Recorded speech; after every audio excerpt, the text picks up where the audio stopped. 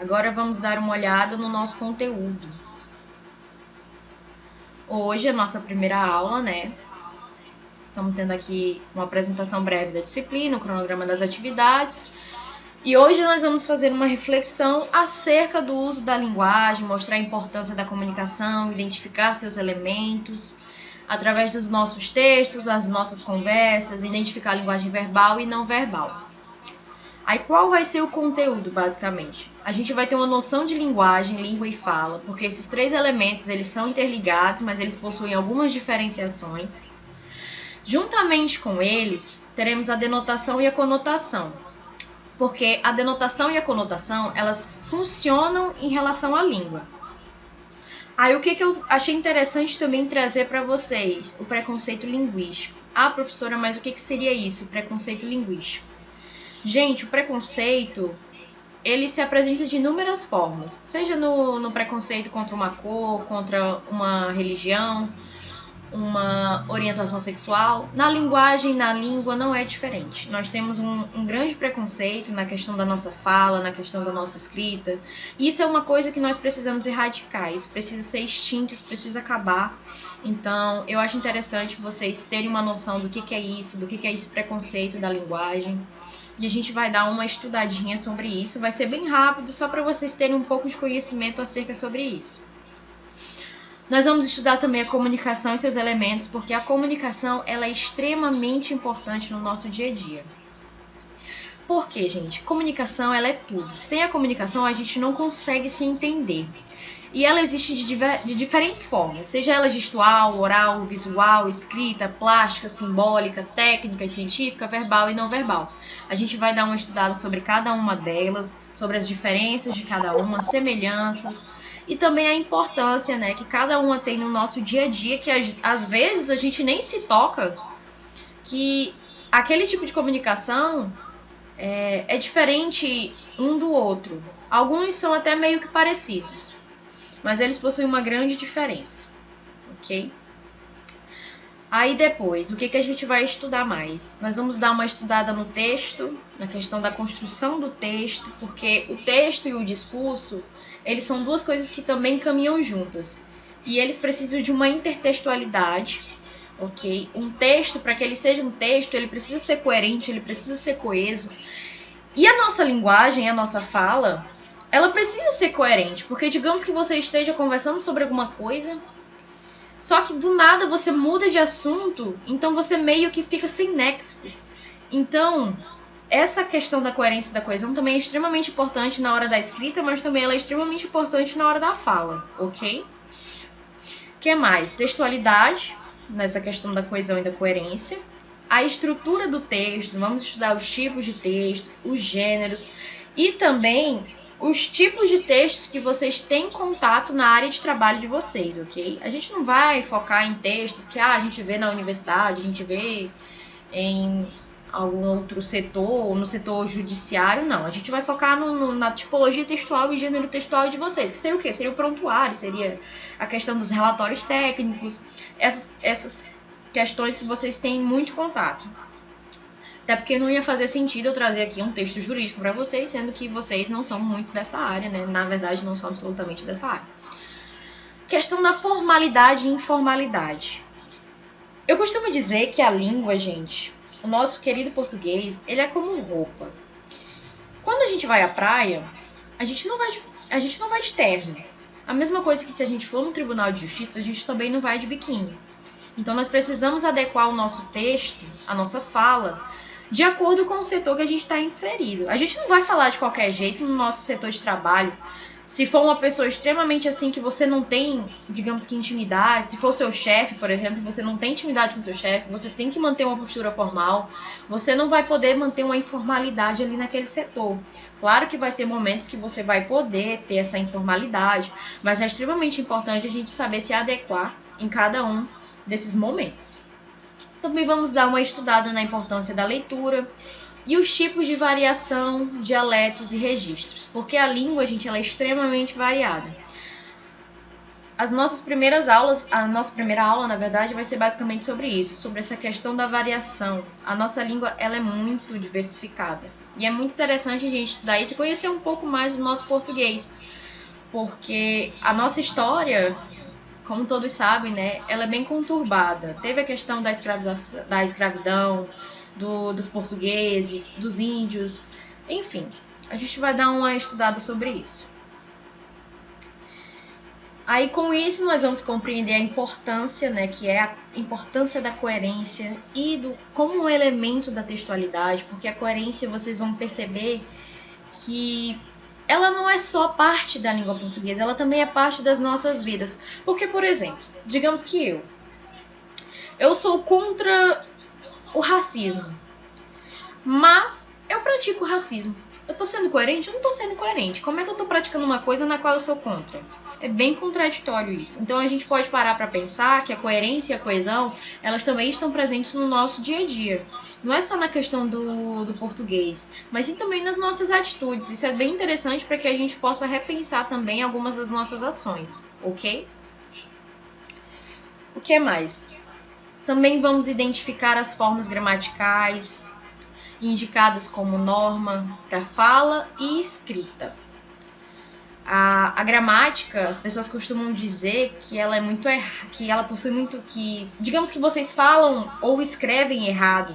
Gente, nós precisamos abolir isso, porque a gramática é nada mais nada menos do que regras que nós aprendemos na escola e que infelizmente no nosso dia a dia a gente não acaba escrevendo, a gente não acaba falando do jeito que a gente escreve, porque a gente vai variando muito, a gente vai se tornando muito informal no nosso dia a dia, ok? Então, o que vocês vão precisar aprender mais é sobre essa questão da escrita, porque a escrita em si, ela é correta, né? Digamos que aquela palavra escreve daquele jeito, então ela vai ter que ser escrita daquele jeito, não tem como mudar. Porque de acordo com as regras, ela é daquele jeito, aquele acento é naquela letra, aquela vírgula ela é colocada naquele lugar, então não dá para mudar isso. A não ser que o português do nada seja renovado, modificado, mas a língua ela está em constante mudança, então não vai ser nada difícil entender isso, digamos assim. Vamos interpretar os graus de formalidade, informalidade, juntamente com seus tipos de variação nos dialetos e registros. Em seguida, a gente vai também estabelecer uma relação entre a organização de um texto e a gramática que o sustenta, porque não adianta de nada eu não ter o conhecimento da gramática e não saber estruturar um texto, certo? Eu já me deparei com alunos, antes da turma de vocês, eu tive uma outra turma no CTAC, e eu me deparei com uma aluna que ela não tinha noção alguma de questões gramaticais. Para vocês terem noção, o texto, quando ela escrevia sem parar. Ela não sabia denominar o que era parágrafo, ela não sabia denominar o que era uma vírgula, um ponto de continuação. Ela simplesmente, do jeito que ela falava, ela escrevia. E era bem interessante porque ela já era um pouco de idade. E eu perguntei pra ela até se ela não teve uma escolaridade, digamos que boa, né? E ela me disse que teve, tem ensino médio, tem graduação. E tava fazendo um curso técnico. Então eu falei pra ela que isso, talvez, os professores dela de ensino médio, ensino fundamental, não corrigiram isso e com o passar do tempo ela foi pensando que aquilo era o certo. Mas não era, né? Digamos assim. Porque o texto ele tem que ter uma estrutura, ele tem que ter uma introdução, ele tem que ter um desenvolvimento, ele tem que ter uma conclusão. Porque não dá pra gente sair escrevendo do jeito que a gente fala. O texto vai ficar muito contínuo, vai ficar muito confuso e ele vai ficar sem sustentação. O objetivo que você tem ali naquele texto, você não vai conseguir repassar. Então a gente vai ter esse conhecimento, né? Nós também vamos ter grupos vocálicos, divisão silábica, ortografia, vamos estudar bastante a ortografia, principalmente questão de acentuação, oxítonas, paroxítonas, proparoxítonas, porque elas são as principais responsáveis pela acentuação das palavras. Então, quem estiver realmente interessado em aprender a acentuação de vez, não esquecer a acentuação em nenhum lugar, em nenhuma palavra, a gente vai focar bastante nisso, ok? Também vamos estudar a estrutura das palavras, flexões do substantivo, verbos, classificação, conjugação, predicação. Por quê? Eu quero focar nessas duas questões de substantivos e verbos porque são os que vocês mais vão utilizar na hora de preencher alguma coisa sobre termos técnicos. Na hora da escrita de vocês precisam ser extremamente objetivos. Então, na maioria das vezes, vocês vão utilizar verbos, vocês vão utilizar substantivos. Porque vocês sempre vão estar descrevendo ações. Digamos que vocês estão num hospital, vocês precisam descrever o que vocês fizeram naquele dia, não foi? Vocês precisam, hoje, paciente tal, fez procedimento tal, a hora tal, enfim. Então, por isso que eu resolvi focar mais nesses dois, ok? Conjugação também, porque a conjugação, gente, ela é a responsável de conectar tudo no seu texto. Os parágrafos, eles precisam de elementos coesivos. E a conjugação é extremamente responsável por isso. Às vezes, uma frase ela está totalmente desconectada da outra. Por quê? Por conta que não tem um elemento coesivo. Não tem uma palavra ali ligando aquela frase. Então, ela fica totalmente sem nexo. Também vamos ter o emprego dos tempos e modos verbais. Porque, gente, eu acredito que isso é uma das coisas que eu mais vejo na escrita dos meus alunos. Essa questão de não saber empregar o verbo de acordo com o sujeito. Porque, digamos que se você está no plural, o seu verbo automaticamente vai ter que estar no plural. Não é nós vai, digamos assim, é nós vamos. Eu já encontrei muitas vezes alunos escrevendo dessa maneira. Então, essa é a questão do emprego e tempos dos modos verbais. Porque o verbo ele tem que estar de acordo com o seu sujeito. Então, isso não dá para errar, não pode errar. Os pronomes, porque assim... O pronome, ele é responsável de substituir o sujeito. Porque quando você se depara com um texto, e o seu texto ele tem... O meu sujeito é a Márcia. A Márcia é isso, a Márcia é aquilo, a Márcia fez isso, a Márcia é inteligente, a Márcia é isso. Fica muito repetitivo, fica chato, a leitura fica cansativa. E é para isso que os pronomes servem. Para substituir aquele sujeito. Ok? Então, eles remetem o sujeito, eles retomam o sujeito, eles dão ideia de que você está se referindo ao sujeito. Então, existem vários pronomes que a gente pode utilizar para identificar o sujeito, para se referir ao sujeito. Também vamos estudar a regência verbal e nominal.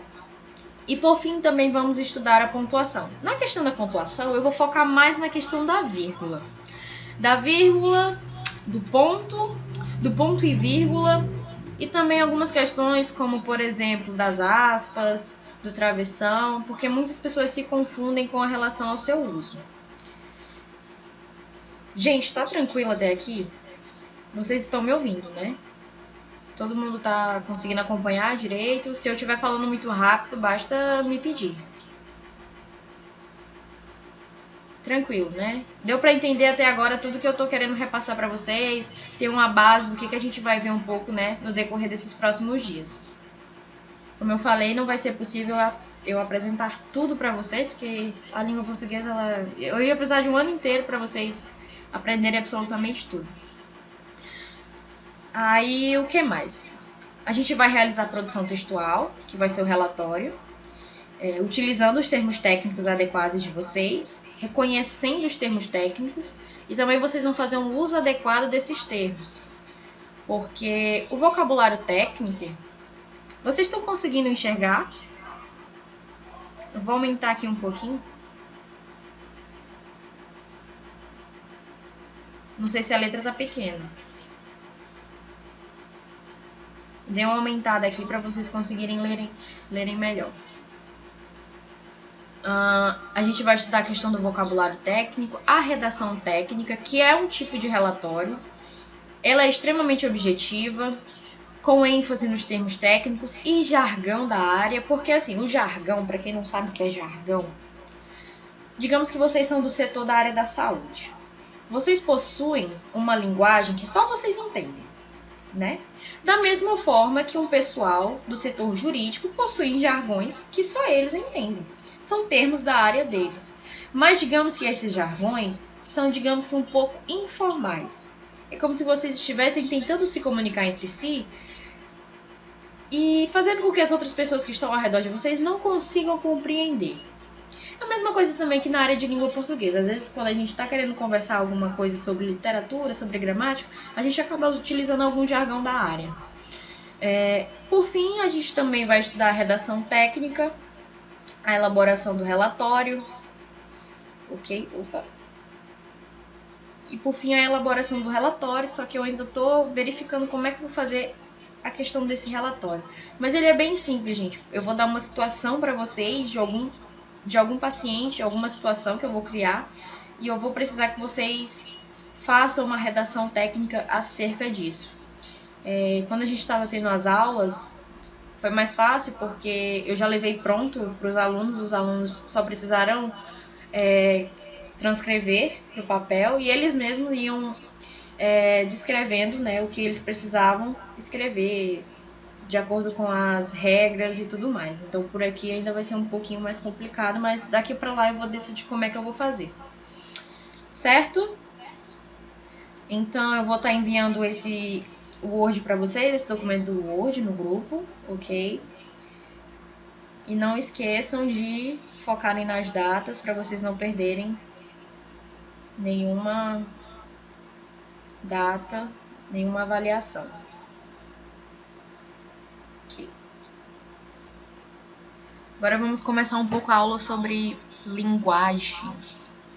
Falar um pouco, não vou me estender muito hoje, vai ser bem relax porque é o primeiro dia. Vamos aprender só um pouco de como surgiu a língua portuguesa, como é que ela vai variando e tudo mais.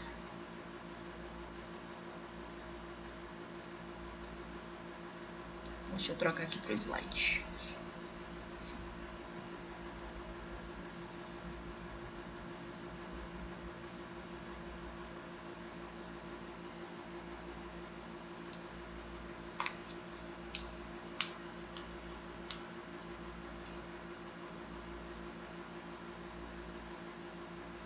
Tá todo mundo vendo o slide?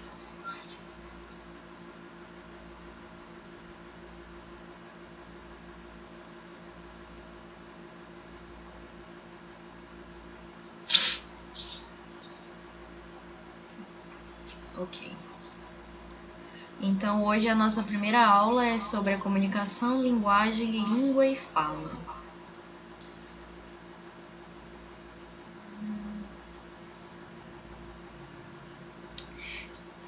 Porque assim, nós precisamos parar para pensar um pouco qual a importância da nossa linguagem, da nossa língua, da nossa fala, porque afinal de contas é o nosso idioma, né, pessoal? Então, qual seria a importância da comunicação para todos nós? Porque todo mundo sabe que muitos problemas que a sociedade possui, na maioria das vezes é por conta da falta de comunicação. E além da falta de comunicação, também existe uma falta de interpretação. Às vezes o que eu digo para você, você pode acabar interpretando totalmente diferente. O que você fala para o outro, ele também pode interpretar de uma maneira errada. As redes sociais estão cheias disso, muito cheia. Então a gente precisa tomar muito cuidado com essa questão da comunicação, a questão da linguagem, questão de escrever alguma coisa. Muitas vezes a gente é interpretado totalmente errado nas redes sociais. Eu já me deparei com muitos comentários nas redes sociais de pessoas que não conseguem realmente se comunicar de uma forma assim eficiente, não conseguem interpretar também aquilo que a outra pessoa queria dizer. Isso acaba gerando brigas, acaba gerando conflitos. E isso é uma coisa que é muito chato, é muito triste. Ok? Então vamos começar com linguagem. Ok. Passa slide. Vou colocar aqui. Tela cheia.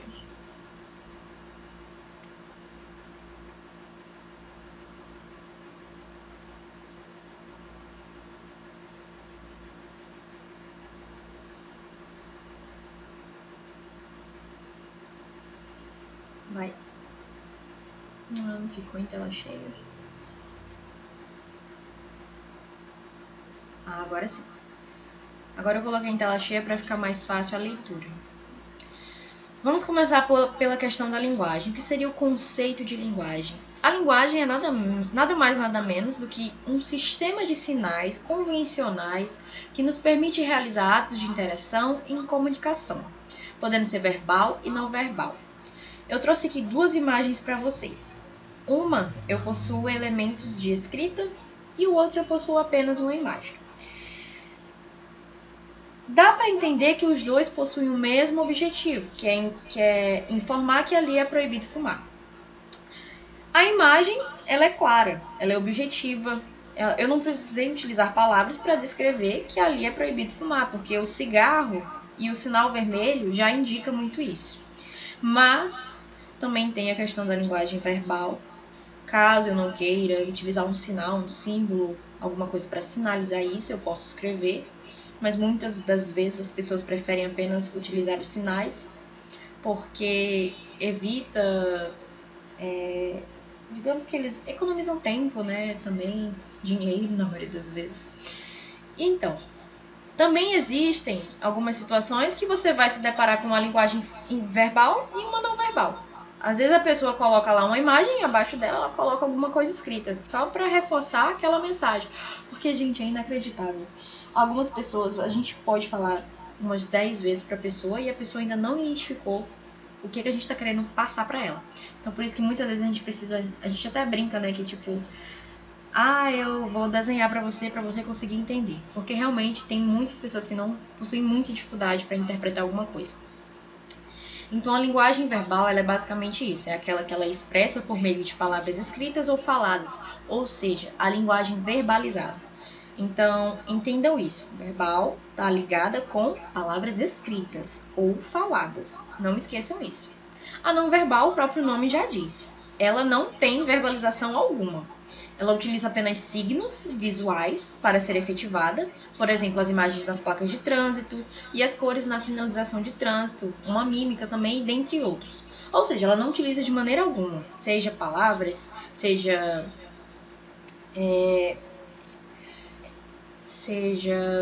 uma fala. Ela é praticamente sinais, imagens e entre outros métodos, porque, por exemplo, algumas sinalizações de trânsito, não sei se vocês já perceberam, mas algumas vezes ela é só uma luz. Eu já me deparei com algumas placas que a sinalização dela só queria te chamar a atenção para que você ficasse atento àquilo que está à sua frente. Então, as cores também, elas também são caracterizadas como linguagem não verbal. Então, é basicamente isso. Linguagem verbal é a utilização de palavras escritas ou faladas. A linguagem não verbal é aquela que não utiliza de forma alguma palavras escritas ou faladas. Ela utiliza apenas signos visuais para ser efetivada, ok? E também vai ter, como eu falei, a questão quando você vai utilizar as duas coisas. Mas isso aí, na maioria das vezes, nem sempre acontece. Ou a pessoa utiliza um, ou a pessoa utiliza outro. Se a pessoa quiser utilizar os dois, aí fica a critério dela. Mas é importante que vocês saibam identificar cada uma. Aí eu trouxe aqui para vocês 3 imagens de uma campanha, né? Aqui é a campanha de vacinação. Acho que todo mundo aqui já sabe qual é, né? Nós temos aqui a primeira imagem, a questão da família, do Zé Gotinha, né? Temos aqui a segunda, que salve seu filho do perigo da paralisia infantil. E temos aqui também uma mais atualizada que eu trouxe, que é a questão da vacinação contra o sarampo. Que a criança, né, que não tomar essa vacina, ela acaba, digamos que, adquirindo a doença. Isso pode gerar um arrependimento familiar, né? Aquela mãe pode ficar arrependida de não ter dado a vacina que a filha ou o filho precisava. O que nós precisamos entender? Nós temos aqui, como eu falei para vocês, exemplos de linguagem verbal e não verbal. Na primeira imagem não tem linguagem verbal alguma, ela é totalmente não verbal, porque é só uma imagem. Mas através dela nós conseguimos identificar várias coisas. Dá para identificar que é uma campanha de vacinação? Dá. Porque o Zé Gotinha, né, nós já temos essa noção, já temos essa ideia de que o signo dele é a ideia de vacinação. O que mais? A questão também da responsabilidade, porque ele está com a sua família, ele está com seus filhos, então é a responsabilidade dele fazer com que os seus filhos... Vocês não estão conseguindo ver a imagem?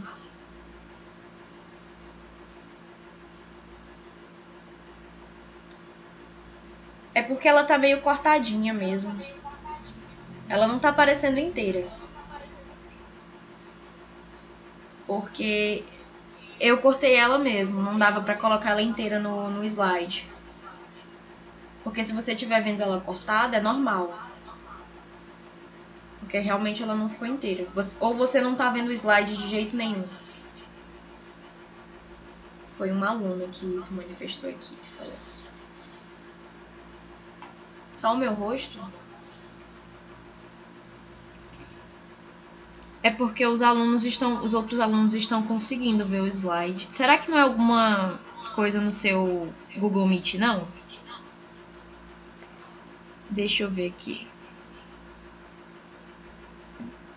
Professora, eu acho que é porque ela apertou na sua imagem aí fica visualizando só a parte onde a senhora está dando aula.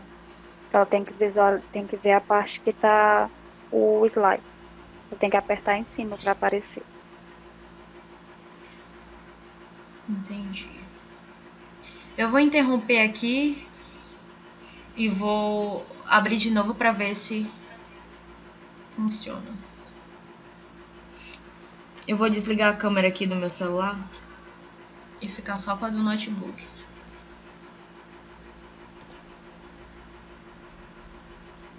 Opa.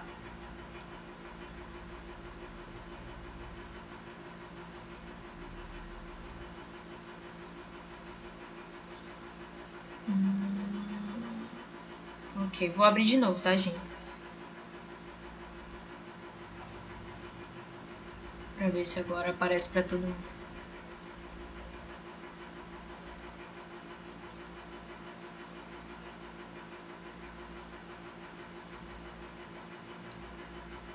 Mas eu desliguei aqui.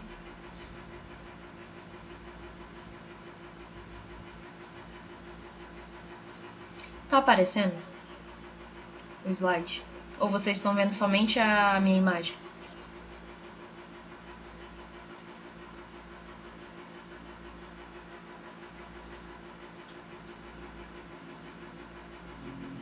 Eu vou colocar em tela cheia.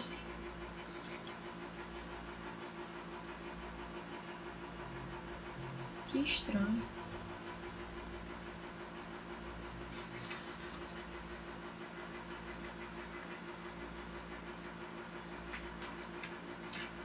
Porque eu desliguei aqui. Deixa eu ver aqui uma coisa.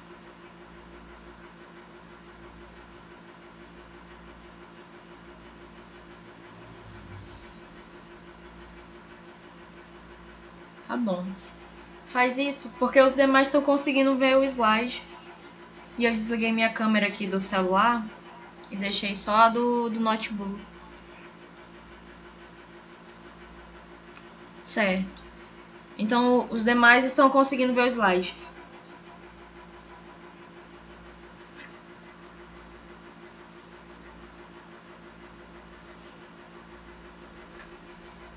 Ok. Se o slide sair, vocês falem, tá?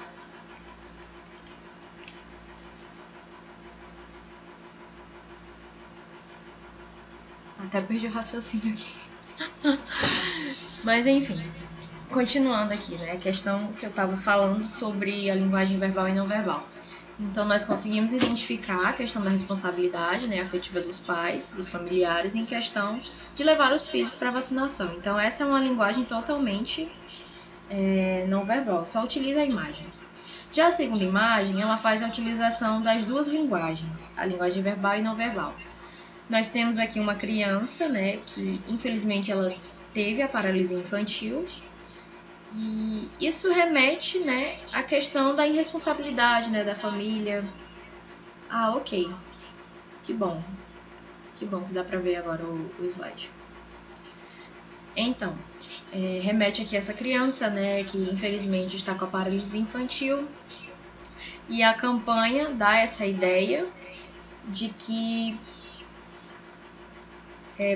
podemos salvar, né, as crianças, né, dessa paralisia.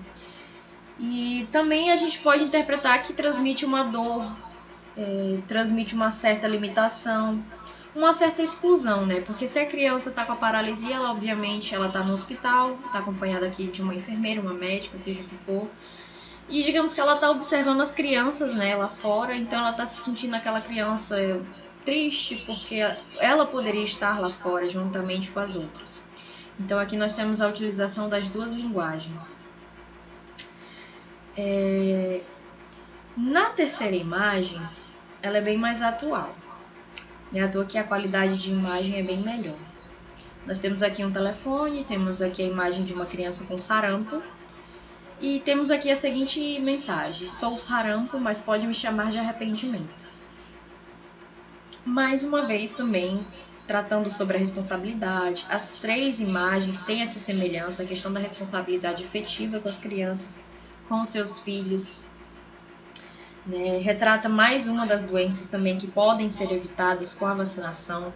Então a gente se depara muito com isso no hospital, né? Digamos assim, quando a gente vai no postinho, a gente se depara com essas campanhas. Então a gente utiliza linguagem verbal e não verbal e as pessoas conseguem interpretar, né? Algumas vezes a pessoa olha, tipo, isso é normal, mas dali a gente consegue tirar muitas informações, ok? Então, basicamente é isso. As semelhanças é a questão da campanha da vacinação e as diferenças é que essas duas aqui possuem linguagem verbal e aquela ali não possui linguagem verbal de forma alguma, só não verbal, ok? Gente, deixa eu falar pra vocês, eu não estou com a lista de vocês ainda, porque até sexta-feira, acredito que alunos ainda vão adentrar na disciplina. O que eu vou solicitar para vocês? Eu vou pedir o nome de vocês hoje, ok? Vocês vão me mandar o nome dos alunos que estão aqui participando da aula, para eu poder ir anotando, né? E quando eu receber a planilha, eu poder já anotar todas as aulas, né? A partir de hoje, porque a gente não vai perder tempo. Porque assim que eu receber o diário, eu já vou passar para ele tudo direitinho, ok? Então vocês podem ir me repassando. Pode fazer uma lista aqui mesmo, que depois eu só anoto, vocês só escrevem o nome de vocês, que aí eu vou só repassando. Tudo bem? Aí amanhã vai ser do mesmo jeito, vai ser até o dia que eu estiver com a planilha de vocês, ok? Porque a turma mesmo só vai fechar até sexta-feira. Certo, vamos adiante. Nós temos aqui uma outra imagem. Temos aqui uma charge, né, na qual o artista faz o uso da linguagem verbal e não verbal, que ele está utilizando para fazer uma crítica. Faculdades de medicina se adequando à nossa realidade. Estamos introduzindo uma disciplina nova no curso, atendimento no corredor. Aí a pergunta, né? O que é a charge?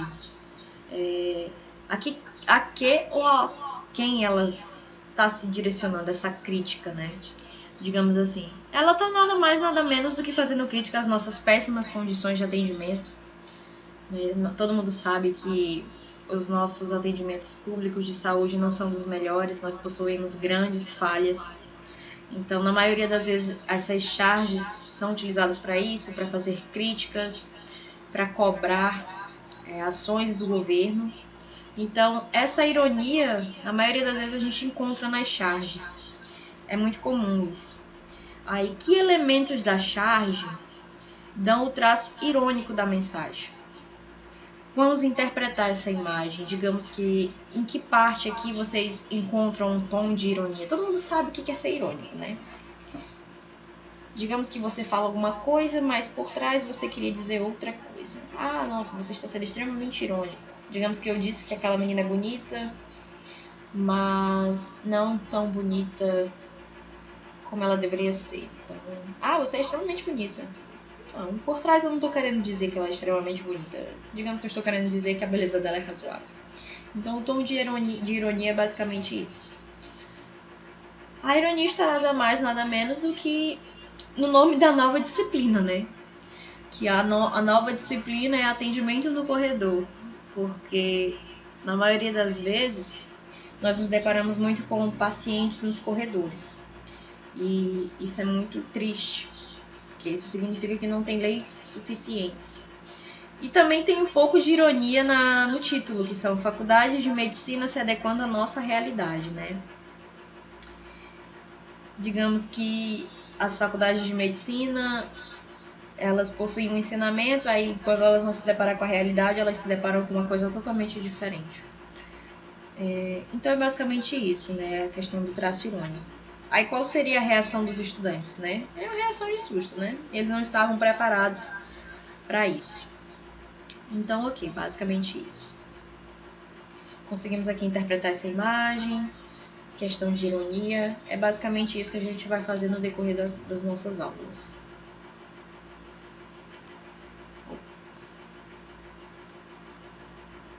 Aí temos aqui, língua. O que é a língua? Gente, língua, que eu estou me referindo, é a questão do nosso idioma.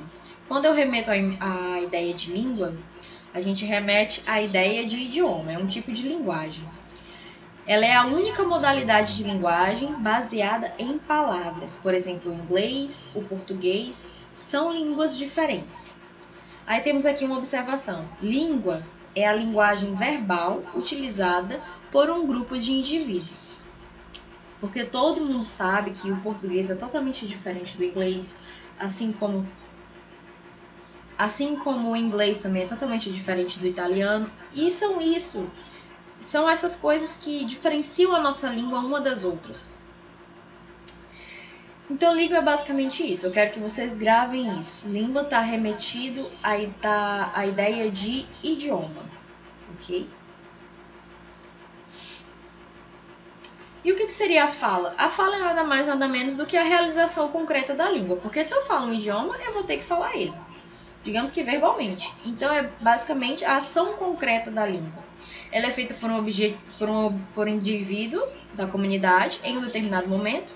Ela é um ato individual que cada um pode efetuar com o uso da linguagem verbal. Eu acho interessante essa questão da fala, porque o Brasil ele é bastante extenso, né? Então nós temos uma grande diversidade de raças, de etnias. E uma vez, uma professora minha, ela é de Goiás, ela disse que quando chegou aqui, a nossa fala, o modo que a gente falava, ela falou que a gente fala cantando. Eu achei interessante ela ter dito isso porque eu fiquei cantando, mas como assim? Porque ela falava muito porta, portão, porteira, amor. E ela falou que a gente não pronuncia o R, o acreano ele não pronuncia o R. E eu achei isso, tá, né, tudo bem. Só que eu não entendi muito bem por que ela disse que a gente fala cantando, né, mas ok. Porque a gente não fala amor, né, a gente fala amor. A gente não fala, digamos que enrolando a língua pro R sair, né, o barulho do R. Então é basicamente isso. A fala é a realização concreta. A língua é o idioma e a linguagem é essa ligação entre os três. Ok? Aí vamos estudar aqui um pouquinho sobre o português brasileiro e o português europeu. Ah, não, isso aqui eu tenho que comentar com vocês. Porque assim, quando o nosso português chegou aqui no Brasil, os portugueses, né, Portugal, para eles o português de Portugal é o mais certo. O nosso português brasileiro, digamos que ele é vulgar. Então, para eles, só o português deles é o correto, é o mais puro. Sendo que o nosso, ele possui muita influência de várias outras raças e etnias. Então, não tinha como a nossa língua não ser tão variada. Mas o que a gente precisa entender é o seguinte, não existe nenhuma língua que não tenha influência de outras raças, de outras etnias. Em um determinado momento a gente possui uma influência de alguma outra cultura. Então, eles precisam acabar com esse pensamento ridículo, né? Os portugueses. Pensar que só o português dele é o mais correto, é o mais bonito, sendo que não. Não, isso não existe. Aí o português brasileiro, né? Ele apresenta características próprias, distintivas, diferentes das do português europeu e muitas vezes ela é exclusiva dentro do conjunto mais amplo das línguas. Aí o que há de diferente no português brasileiro para o português europeu? É que as nossas regras gramaticais são totalmente diferentes das deles. A nossa língua ela é instável, ela está em constante mudança, assim como a ciência. Assim como absolutamente tudo, a gente está em constante evolução, então a língua não seria diferente. Então, E para eles, o português que foi trazido aqui para o Brasil não é o português perfeito, é um português assim sujo e imperfeito, porque nós tivemos uma grande influência de escravos, de mercadores. Porque assim, gente, quando os portugueses chegaram aqui no Brasil, não vieram só digamos que a alta classe. Não, vieram mercadores, vieram pessoas pobres, vieram pessoas de periferia da região de Portugal. Não vieram somente pessoas da nobreza, da alta riqueza. Não, vieram pessoas pobres, pescadores, escravos. Então a gente acabou tendo uma forte influência para termos o português brasileiro que temos hoje. E ainda vamos ter muitas modificações. Tudo bem até aqui? Então vamos acabar, né, com essa ideia de que o nosso português não é perfeito. Que só o de Portugal é, sendo que isso não existe. Aí temos aqui o vernáculo geral brasileiro. Porque assim, gente, como eu falei pra vocês, a gente não fala do jeito que a gente escreve. A gente escreve beijo, mas a gente não fala beijo, a gente não fala o i. Em nenhum momento, assim, digamos que... Só se você estiver realmente muito atento à palavra. Você fala beijo. Beijo, beijo. A gente não fala beijo. E isso é extremamente comum. É a variação. A gente não fala cheiro. A gente fala cheiro. Ah, me dá um cheiro. Me dá um beijo. Não, a maioria das vezes a gente... Então, a gente precisa acabar com esses mitos. A mesma coisa acontece com calouro. A gente não fala calouro, a gente fala calouro. Então, gente, é muito comum a gente acabar engolindo algumas letras. A gente acaba não pronunciando algumas letras. Mês. Aqui já é o contrário, né? A gente meteu um i na palavra. A palavra mês não tem i. A gente acabou falando mês. Mês. A gente fala mês. Ei, qual é o mês hoje? Professor. É muito difícil a gente falar professor. Eu, pelo menos, já tive situações que eu falava, era, professor, professor, vem aqui. Tem gente que fala professor. E, enfim, é muito difícil a gente falar a palavra corretinha. Vender, a gente fala vender. Sair, a gente não fala sair, eu vou sair. Não, a gente fala, vou sair, vou ali. Cantar, a gente também não fala cantar, a gente fala cantar, né? Então essa é a ideia de como nós falamos algumas palavras. Existem muitas palavras, gente, eu trouxe só alguns exemplos. Mas é interessante porque a gente no nosso dia a dia, a gente não percebe que a gente fala algumas palavras totalmente diferentes do jeito que elas são escritas. Aí temos aqui também, eu trouxe alguns exemplos de frases que nós falamos muito no nosso dia a dia e nós não percebemos que gramaticalmente, de acordo com as regras, não está certo. Vamos se ver qualquer dia desses? Qual que seria o erro dessa frase? Vamos se falar mais tarde? A gente utiliza muito o se. E o se, ele não é um sujeito. Então não dá para utilizar ele de certa forma como um sujeito. Vamos se falar mais tarde, vamos se ver amanhã. O correto seria vamos nos ver mais tarde. Isso, exatamente. Vamos nos ver mais tarde, vamos nos falar amanhã, vamos nos comunicar, vamos nos arrumar. Enfim, agora a gente fala muito isso. Vamos se falar, vamos se ver, vamos se encontrar. Gente, é muito comum isso. Baseado em fatos reais. Gente, se é um fato, obviamente é real. Isso é óbvio. Não é à toa que no cinema, aqueles filmes de terror, que na maioria das vezes são baseados, né, em fatos, antigamente eles escreviam, né, baseado em fatos reais. Agora eles não colocam mais lá, baseado em fatos reais, eles colocam apenas baseados em fatos. Porque, gente, se é um fato é porque, obviamente, ele é uma realidade. Então não tinha lógica colocar as duas coisas, porque as duas coisas são praticamente a mesma coisa. Aí temos aqui um outro exemplo. Chegou os livros que eu pedi? Qual é o erro dessa frase? Chegou os livros que eu pedi. Gente, livro está no plural. Não tem como colocar o verbo no singular. Chegou os livros que eu pedi? Não. Chegaram os livros que eu pedi? Já acabou as férias? Férias também está no plural. Já acabaram as férias? Sobrou todos esses copos? Sobraram todos esses copos. Gente, são coisas assim que a gente fala no nosso dia a dia que a gente não se atenta. Ao que acontece? Quando a gente vai escrever, a gente quer escrever do jeito que a gente fala. Só que não dá pra fazer isso. Quando a gente tá falando, tudo bem. A fala, ela é informal, as pessoas não vão se deparar e prestar muita atenção nas tuas regras gramaticais na hora que tu tá falando, mas na hora que você estiver escrevendo, todo mundo vai entender que a regra correta é aquela e não aquilo que você escreveu. Então, por isso que a gente tem que evitar isso. Não dá pra você escrever do jeito que você fala. Outro erro muito comum também, o onde e o aonde.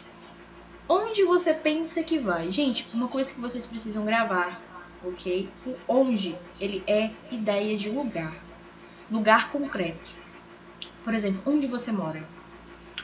Obviamente você mora em uma casa, você mora em um apartamento, você mora em um condomínio. Então eu não vou perguntar aonde você mora. Porque o aonde, ele dá a ideia de movimento. Ele dá a ideia de que você está se movimentando, é uma ideia de movimentação. Aonde você pensa que está? Tá errada essa frase, porque o estar, se você está em algum lugar. Então deveria ser onde você pensa que está. E aqui seria aonde você pensa que vai, porque tá dando a ideia de que você vai a algum lugar.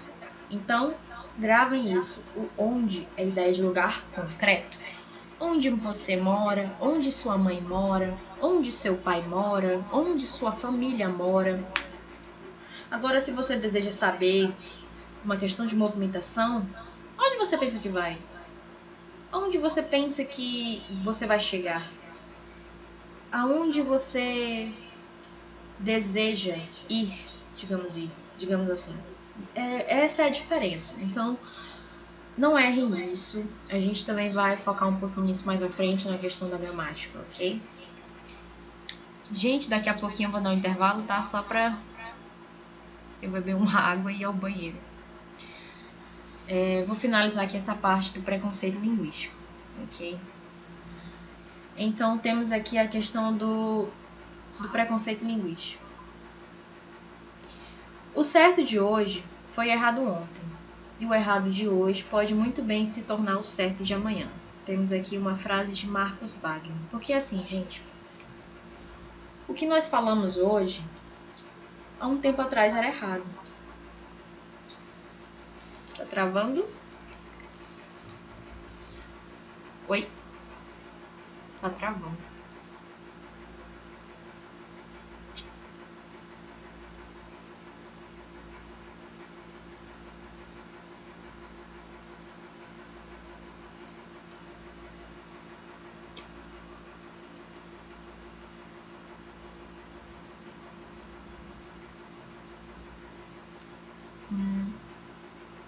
Minha conexão.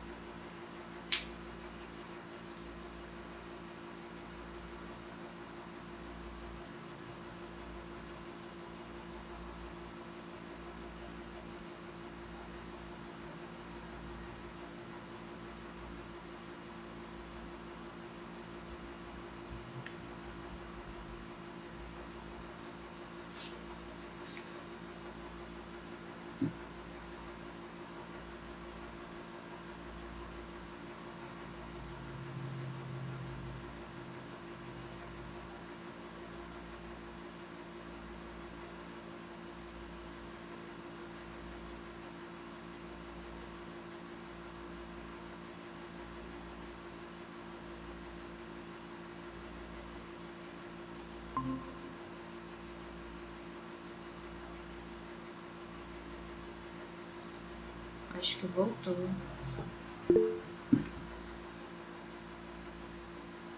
Olá, gente. A minha internet deu uma caída. Vocês estão conseguindo me ouvir de novo?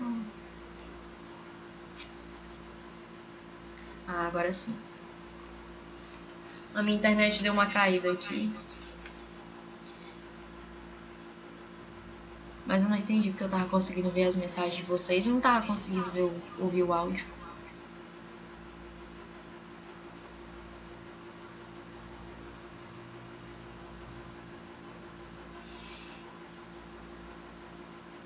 slide apareceu de novo?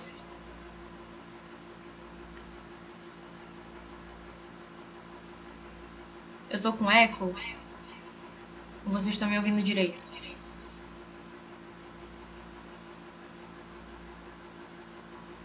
Eu vou desligar aqui o...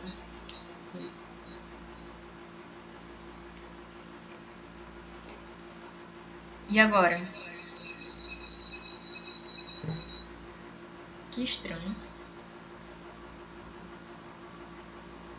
Eu vou desligar aqui e vou ligar de novo, tá?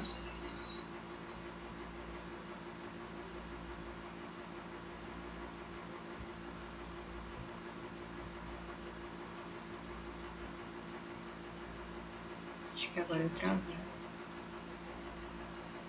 Melhorou?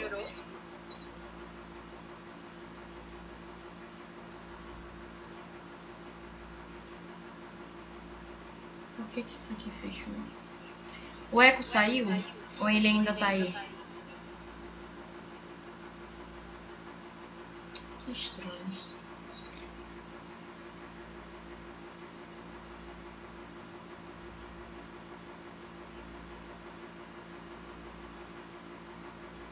Deixa eu desligar aqui.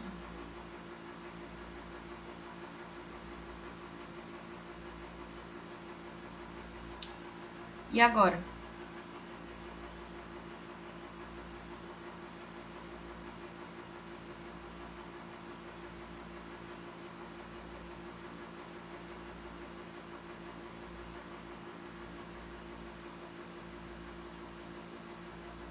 Oi?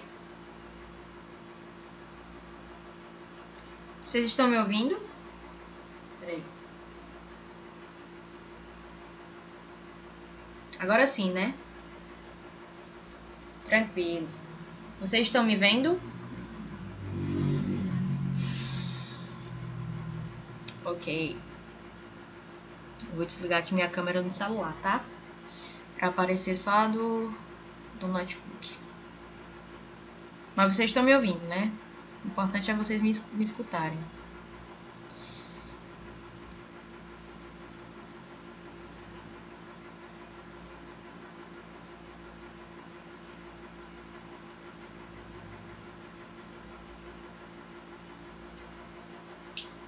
Vamos ver se aparece o slide de novo.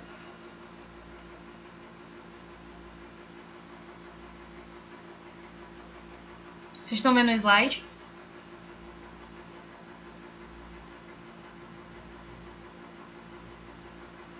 Ok. Então tudo bem, né? Estão me ouvindo e estão vendo o slide. Tranquilo. Então vamos aqui, né, pra gente dar um intervalinho rapidinho, ok? Essa questão do preconceito linguístico. Como eu havia falado para vocês, o certo de hoje foi errado ontem, e o errado de hoje pode muito bem se tornar o certo de amanhã. Porque assim, gente, tudo que a gente fala hoje em dia, anos atrás, era considerado errado, ok? Algumas palavras do latim, pelo menos. E o nosso certo de hoje pode muito bem se tornar o errado de amanhã. Querem um exemplo? O vós. A gente utiliza o vós? Acredito que é muito difícil, né? Raramente a gente utiliza o vós. Mas na gramática, ele existe. Nós temos o eu, o tu, o ele ou ela, o nós, o vós, eles ou ela, ou elas. Então eu acredito, tenho muita certeza na verdade, que daqui a alguns anos o vós ele vai ficar extinto. Porque como a gente não utiliza, ele vai ficando em desuso. E o que a gente substitui, né? A gente não utiliza o vós porque a gente utiliza muito o a gente, o nós, o tu, o vocês. Então, é uma palavra que eu tenho muita certeza que daqui a alguns anos ela vai se erradicar, ela não vai mais existir, não vai mais ser considerada correta. Porque a língua, gente, quando a gente faz muito o uso dela, a gente vai considerando que aquilo ali é o uso correto, aquela ali é a linguagem correta, então vamos continuar. Agora, se a sociedade, do nada, para de utilizar aquela palavra, em um certo momento ela vai ser extinta, então o termo que era certo, ele acaba se tornando errado e sendo substituído por outro. Aí eu trouxe aqui uma tirinha, né, do Chico Bento, que diz o seguinte: Padre, não cometi nenhum pecado nesta semana. Parabéns, Chico. Como você conseguiu? Dormi o tempo todo. Então, né, o Chico, né, ele mora numa zona rural, no interior. E eu trouxe aqui 2 mitos para vocês em relação a esse preconceito. Primeiro, as pessoas sem instrução falam tudo errado. Gente, nós precisamos acabar com isso. Porque essas pessoas, elas não falam. A gente não pode ter esse preconceito de que elas falam errado, de que elas possuem algum defeito, que elas possuem algum retardo mental. Gente, essas pessoas não possuem atraso mental. Se não for comprovado que ela possui algum atraso mental, alguma dificuldade na língua, ela tem a língua presa, ela tem algum problema fonológico, na língua mesmo, questão de saúde. A gente não pode considerar isso um defeito. Porque essas pessoas, elas são do interior. Elas apenas não tiveram a mesma educação que nós tivemos. Talvez elas não tenham possuído um bom acesso, né, educacional. Porque tudo é muito difícil no interior. O acesso à escola é muito difícil. Então essas pessoas do interior, elas acabam se comunicando da forma delas. Elas conseguem se entender? Elas conseguem interpretar o que cada uma diz? Se elas conseguem, ótimo. Isso não é errado. É o método dela, é a variação linguística delas. A gente não pode chegar no interior da cidade, falar e apontar, você fala errado, você fala feio, você tem defeito na sua fala. Gente, isso precisa acabar. Porque se essas pessoas dizem Cláudia, chicrete e planta, a maioria dessas pessoas do interior falam desse jeito, e a gente denominar isso um atraso mental, um defeito, nós seríamos forçados a admitir também que toda a população da província romana da Lusitânia também tinha esse mesmo problema, porque naquela época muitas pessoas também falavam desse jeito. Porque quando a língua portuguesa estava se formando naquela época, as pessoas falavam desse jeito. Cláudia, chicrete e planta. Gente, é uma questão de região, é questões regionais. Então, nós não podemos fazer isso. Isso é um mito. Existem vários mitos, mas eu trouxe apenas 2 porque eu achei eles os mais interessantes. Então, vamos acabar com isso. Além disso, nós temos um grande escritor, né, da nossa língua, que é Luís de Camões, e ele também sofria desse mal, porque ele já escreveu inglês, publicar, planta, frauta, frecha, na obra que é considerada até hoje o maior monumento literário do português clássico, que é os Lusíadas. Se vocês forem pesquisar sobre os Lusíadas, vocês vão se deparar com ele escrevendo inglês, publicar, planta, frauta, frecha na obra. O que a gente pode fazer por essas pessoas é mostrar as regras gramaticais para elas. Mas a forma que elas vão falar, gente, se elas conseguem se comunicar, elas são pessoas letradas. Uma pessoa letrada é aquela pessoa que, mesmo que ela não tenha tido acesso à educação, ela consegue se comunicar com a outra. Eu consigo entender? Vocês conseguem entender que Cláudia é Cláudia? Sim. Vocês conseguem entender que chiclete é chiclete? Também. E que planta é planta? Também. Então, gente, isso é uma questão de regionalidade. Aquelas pessoas, elas nasceram naquele lugar. Ok? Sim, ele foi um grande escritor. Grande, grande mesmo. Então, para vocês verem, né? Ele também sofreu desse mal, né?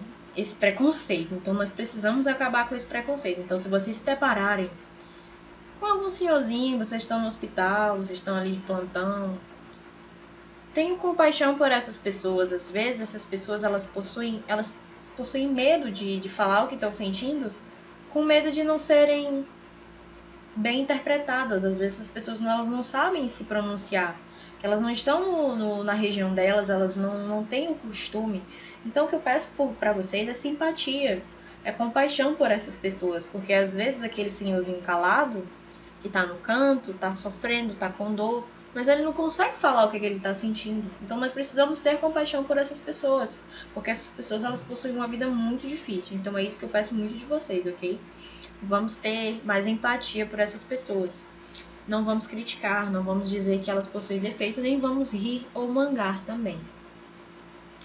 O preconceito linguístico, ele é uma decorrência de um preconceito social. Porque, gente, o preconceito, infelizmente, ele é uma coisa tão enraizada que vem desde a descoberta brasileira, desde muitos anos. As pessoas que dizem Cláudia, placa, planta, elas pertencem a uma classe social desprestigiada, marginalizada, que não tem acesso à educação formal e aos bens culturais da elite.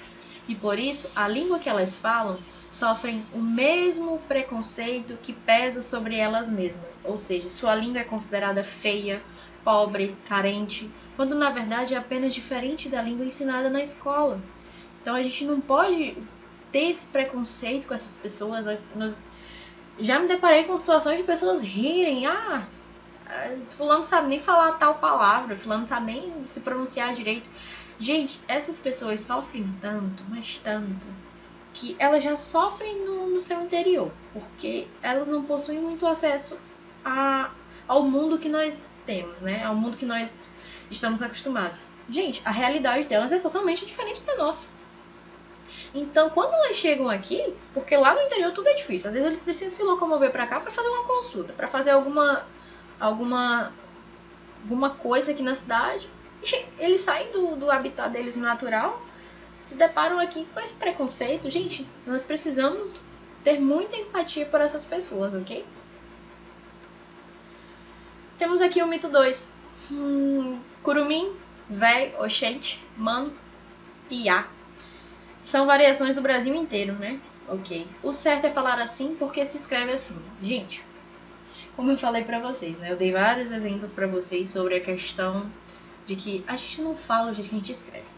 É inevitável. Por exemplo, diante de uma tabuleta escrita colégio, é provável que um pernambucano, lendo essa palavra em voz alta, diga colégio. É colégio. Eles não falam colégio como a gente, né? Que um carioca diga colégio. Gente, vocês já imaginaram se vocês se depararem com uma pessoa falando colégio? Vocês vão se deparar. Um carioca, ele é capaz de falar colégio. Bicho, meu colégio estava em greve, meu colégio tá em reforma. Gente, é muito engraçado. O O tem som de U, lá no Rio de Janeiro. Além disso, os cariocas, eles falam meio chiado. Eles falam, ô bicho, Manaus, tá ligado, né? Pô, o pessoal apelida o pessoal que é carioca até de panela de pressão, porque eles só falam chiado. Ou que um paulistano diga colégio, né? Com esse O aí, mais um O de voo. E agora, quem é que tá certo? Quem é que tá errado? Ninguém tá errado, tá todo mundo certo. Todo mundo fala do jeito que quiser. Gente, a aula vai até umas 9, ok? Falando nisso, eu vou dar um intervalo. Vou só terminar isso aqui e vou dar um intervalinho, ok? Enfim. Então ninguém tá errado, gente. Tá praticamente todo mundo certo. Agora, na hora de escrever, é colégio, né? Daquela forma ali. O que acontece é que em toda a língua do mundo existe um fenômeno chamado variação, isto é, nenhuma língua é falada do mesmo jeito em todos os lugares, assim como nem todas as pessoas falam a própria língua de modo idêntico, ok? A gente fala o português, beleza, mas o português aqui do Acre não é o mesmo português de São Paulo, ok? Tudo bem até aqui? Alguma dúvida? Alguma pergunta em relação a isso?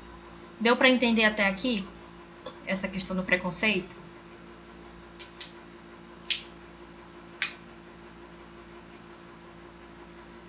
Ok. Gente, eu vou dar um intervalinho aqui rapidinho, tá? Eu vou só tomar uma água e ir ao banheiro e já eu volto, beleza?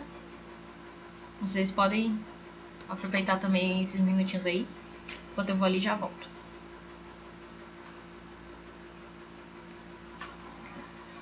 Vou deixar aqui o slide aberto. Quando a gente voltar, a gente só dá continuidade, ok? Ok. Então vamos lá pra gente terminar, né? Esse conteúdo de hoje. Deixa eu avançar aqui. Eu trouxe aqui mais uma tirinha, né? A questão do preconceito. Tem uma moça, né? E o rapaz está interessado nela. E ele pergunta: oi, tem problema de nós bater um papo? A moça, ela já ficou totalmente desmotivada, né? E já demonstrou não querer absolutamente nada com ele, né? Só pelo fato dele ter falado problema. E assim, né? É claro que eu preciso ensinar para vocês como é escrever, né? De acordo com a ortografia oficial. Mas não se pode fazer isso tentando criar uma língua falada artificialmente e provando como errada as pronúncias, que são resultado natural das forças internas que governam o idioma. Seria mais justo e democrático dizer ao aluno que ele precisa dizer, que ele pode dizer bonito ou bonito, mas que só pode escrever bonito, porque é necessário uma ortografia única para que toda língua, para que todos possam ler e compreender o que está escrito. Mas é preciso também lembrar que ela funciona como a partitura de uma música. Cada instrumentista vai interpretá-la de um modo todo seu e particular, ok? Então é basicamente isso. A gente vai aprender que determinada palavra se escreve de um jeito, mas cada pessoa tem o seu método de compreender. Mas na hora da escrita, ela é daquele jeito, ok? Vamos avançar. Temos aqui a questão do conceito de denotação e conotação. Gente, a denotação é nada mais nada menos do que o D de dicionário, ou seja, ela tem um sentido real. Ela é um emprego de palavra no seu sentido próprio, comum, habitual, preciso, aquele que consta nos dicionários. Então, ele é aquele sentido verdadeiro. E o conotação, a letra C dá a ideia de criatividade, ou seja, um sentido figurado. Ele é um emprego de uma palavra tomada em um sentido figurado que depende do contexto, ok? Então, gravem isso. D de dicionário é denotação, então é sentido real. C de criatividade é conotação, então é um sentido que não existe, que é um sentido figurado. Para ficar melhor, eu trouxe exemplos. Denotação, que é o sentido real, ok? O pássaro voava pelo céu da cidade. Relampejou durante a noite. Esse sentido é real, ok? A palavra voava, né? O verbo. O pássaro voava pelo céu da cidade. O pássaro voa pelo céu. E relampejou durante a noite. Sim. É um relâmpago. Provavelmente vai ser durante a noite. Ok? Então é o sentido real, o sentido verdadeiro. O que seria o sentido figurado? Conotação. O carro voava pelas ruas da cidade. O carro voa? Obviamente que não, né? O carro ele não voa. Seus olhos relampejaram de ódio. Os olhos eles não são capazes de relampejar, certo? Então esse é o sentido figurado e a denotação é o sentido real. Então se vocês se depararem com uma frase que você vê que é impossível, então você já tem a ideia de que aquele sentido ele é figurado, então ele é uma conotação. Se o sentido for verdadeiro, se aquilo que você leu é verdadeiro, você já tem a ideia de que é uma denotação porque o sentido é real, ok? Deu para entender essa questão de denotação e conotação? Preciso explicar de novo? Denotação, sentido real, conotação, sentido figurado. Denotação, sentido verdadeiro, conotação, sentido imaginário. Ou seja, frases que você vê e é um absurdo, né? A gente sabe que não tem como.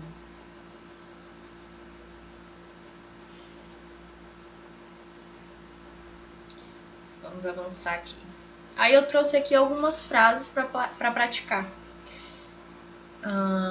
As flores lindas da primavera já apareceram. Vocês acham que é um sentido real ou é um sentido figurado?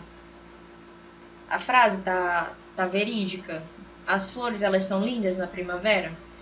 Se é verdadeiro, é uma denotação, né? D de dicionário. Então, obviamente, é um sentido real.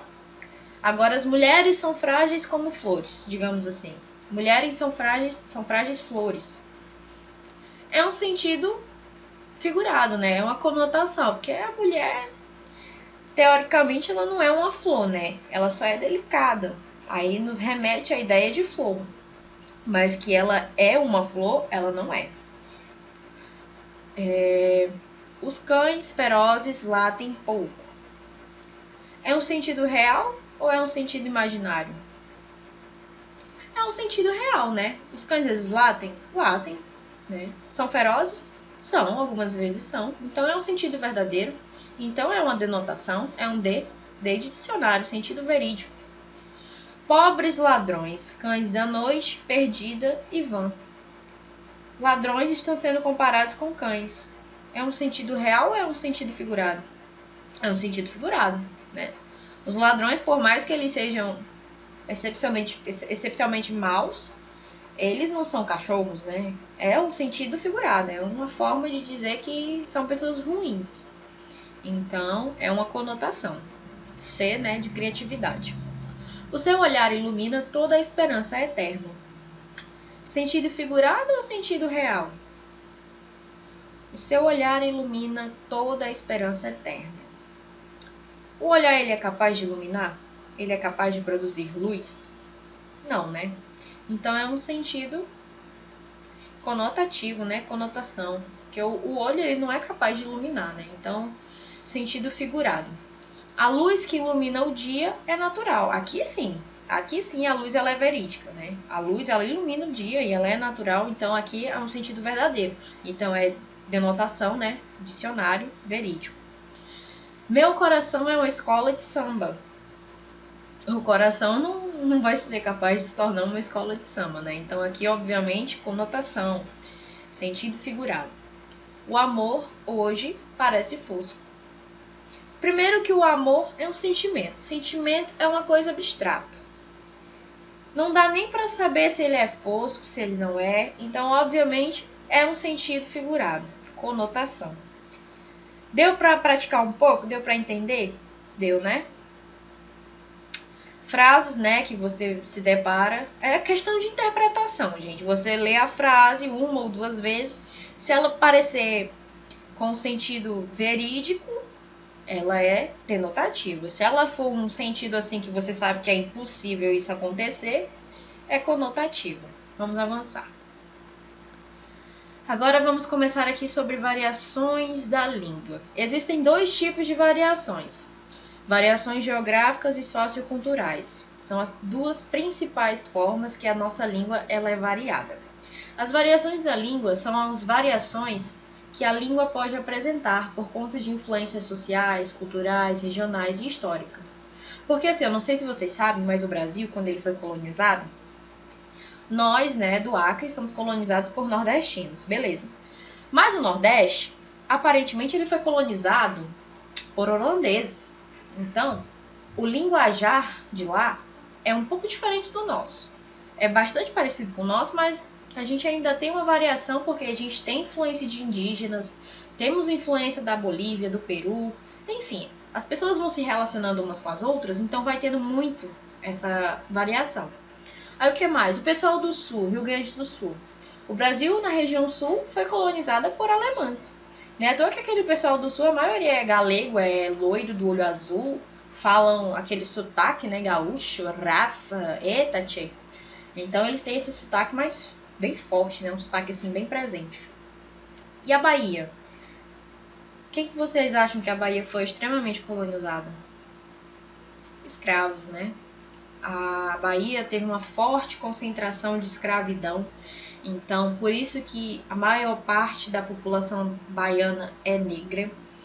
A maior parte dos negros de lá são descendentes de escravos. A escravidão era muito forte naquela região da Bahia. E o baiano, ele tem aquele sotaque bem diferenciado, né? Quando você se depara com o baiano, você já tem noção de que ele é baiano, né? Porque ele fala, oxente, oxe, maninha, desde cedo, manhã, que nós estamos aqui, manhã, não faça isso comigo. Então a gente consegue identificar bem, né, o sotaque baiano. Então é basicamente isso. Existem essas influências sociais, culturais, regionais e históricas.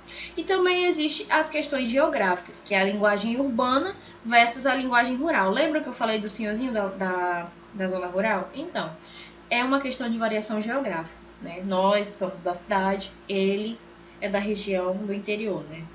E as socioculturais, né, que são determinadas ao falante, e a situação, né, o jargão, que é questões socioculturais.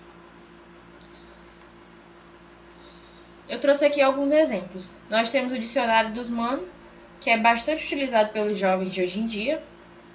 Mano não briga, arranja treta, mano não cai, capota, mano não entende, se liga, mano não passeia, dá rolê. Eu falo muito rolê, vou dar um rolê hoje.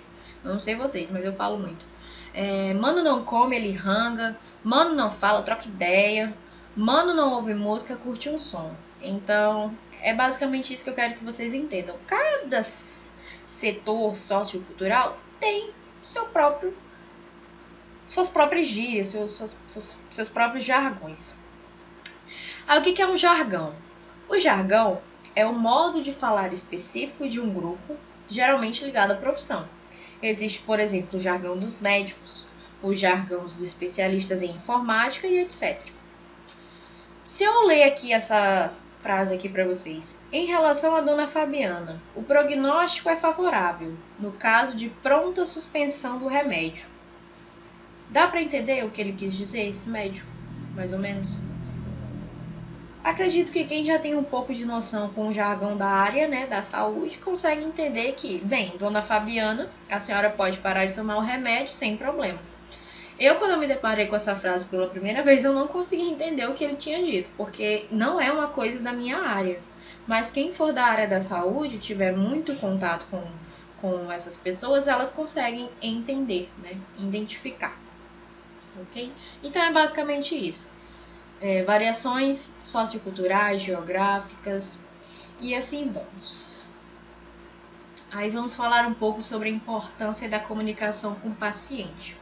Gente, quando a gente lida com o paciente, nós precisamos estar atentos a todas as formas de comunicação. Às vezes o paciente, talvez ele nem consiga falar.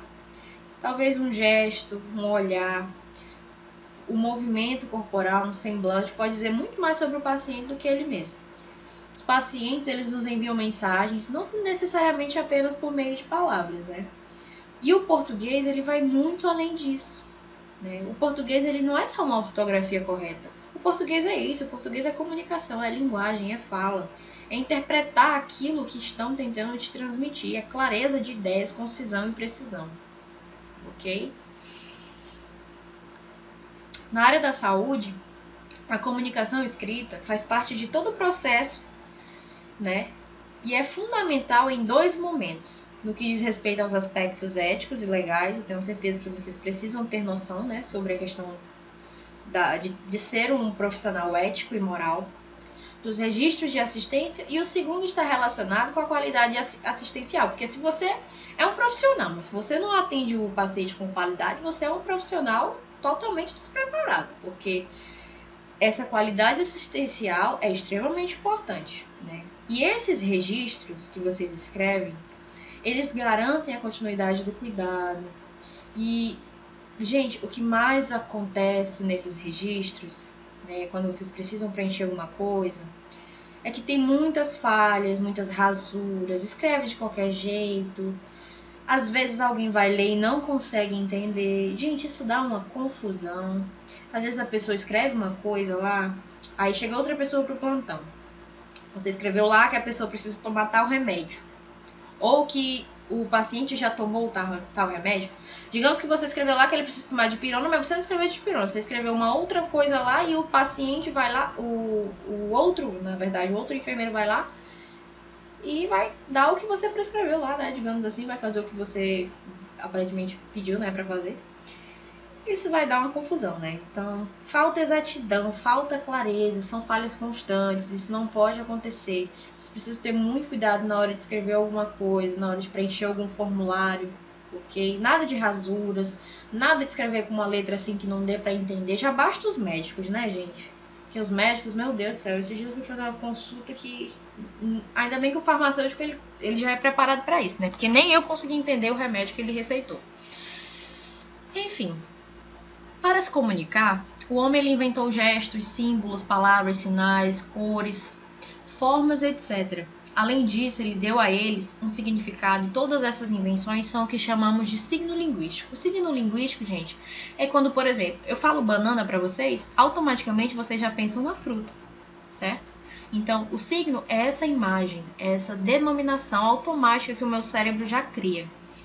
Tudo bem? Quando eu falo banana, vocês já ligam a ideia de fruta, mas eu poderia muito bem estar citando uma pessoa que ela é considerada uma pessoa banana, que é uma pessoa que ela é banana, digamos que é uma pessoa mole, porque a banana ela é mole, ok? Então é o signo linguístico. Então o homem ele inventou vários métodos de comunicação. Quais são os elementos da comunicação? Nós temos o texto, certo? Temos o emissor. Quem seria o emissor? O emissor sou eu que estou falando com vocês. Eu estou repassando a mensagem. O receptor são vocês que estão recebendo. Aquele que recebe a mensagem. O código é a própria língua, né? Utilizada para transmitir a mensagem. ou seja, é o próprio texto, né? O código que eu estou utilizando com vocês aqui é a fala. O canal, por onde a mensagem está sendo transmitida? Pela TV, pela rádio, internet? Eu estou utilizando o celular, o notebook, estou utilizando esses métodos aqui como canais. E o contexto, né, é o assunto ou situação que a mensagem se refere. Então, os elementos da comunicação são esses. Gente, outra coisa. Uma comunicação, ela só tem sucesso se aquilo que você quis transmitir, a outra pessoa entendeu. Se a outra pessoa não entendeu, não teve sucesso. Ou seja, se o emissor transmitiu alguma coisa para o receptor e o receptor não entendeu, a sua mensagem não foi recebida com êxito. Ok? Então é isso. Receptor, emissor, código, canal e contexto. São os 5 elementos da comunicação. Então elas formam essa estrutura aqui.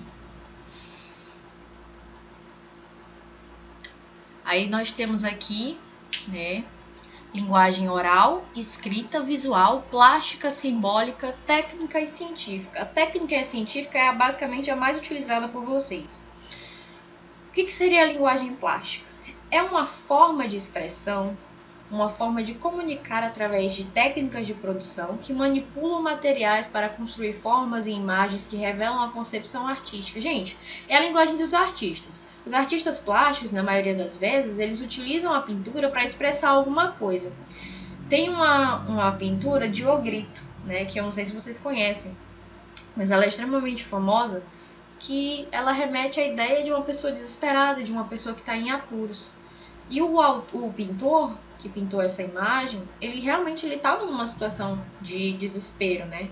Então ele estava querendo transmitir através da pintura dele, né, aquelas sensações. Então essa é a linguagem plástica, aquela linguagem que ela é utilizada por meio de pinturas, concepções artísticas, a poética também, poesias, né, que remetem, né, sensações.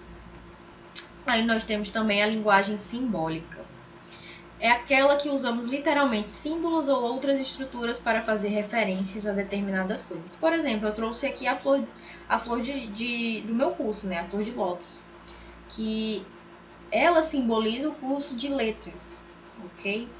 Vocês provavelmente também possuem o símbolo de vocês, né, da área da saúde, né? Tem o símbolo do técnico de enfermagem, tem o símbolo da radiologia, tem o símbolo da enfermagem. Eu não sei qual é a diferença entre os dois, mas uma vez os alunos me disseram que eles possuem uma pequena diferença, o símbolo do técnico em enfermagem e o símbolo da enfermagem. Não sei qual é no momento, não me recordo. Mas a linguagem simbólica é basicamente isso, são símbolos. Também tem o símbolo do direito, né, que é aquela balança. Quando você se depara com aquela balança, você já se remete à ideia de que é direito, né? E assim vai, né? O símbolo de medicina, né, que é aquela... acho que é uma cobra. Quando você se depara com aquele símbolo, você já se remete à ideia da área da saúde. Ok? Aí, né, nós temos aqui a linguagem oral. Para que uma linguagem oral seja completa, é necessário que haja um contato direto entre as partes, ou seja, alguém que fale e alguém que escute. Ela tende a ser passageira e sem deixar muitos registros. A linguagem escrita é de contato indireto, é mais objetiva, necessita de atenção às normas gramaticais, clareza no diálogo, sendo mais conservadora e formal, pois não escrevemos como falamos. Então, uma completa a outra, né, digamos assim. A linguagem oral, ela é muito positiva, porque quando você está perto da pessoa, você consegue ter muito sucesso. Mas quando ela está muito longe, você tem mais sucesso utilizando a linguagem escrita, né? Porque não dá para você se comunicar com ela pessoalmente, a não ser que você pegue o telefone e ligue para ela, né? Então é basicamente isso. A oral, às vezes, ela é passageira. Eu não considero a oral um pouco muito passageira, vai depender muito, né? E ela não deixa registros, não tem como, a não ser que você pegue e grave, né, aquela pessoa falando. E a linguagem escrita, ela é um contato indireto, né? Ela é mais objetiva e ela precisa muito dessas atenções, né, em relação às normas gramaticais. Deu para entender até aqui? Certo?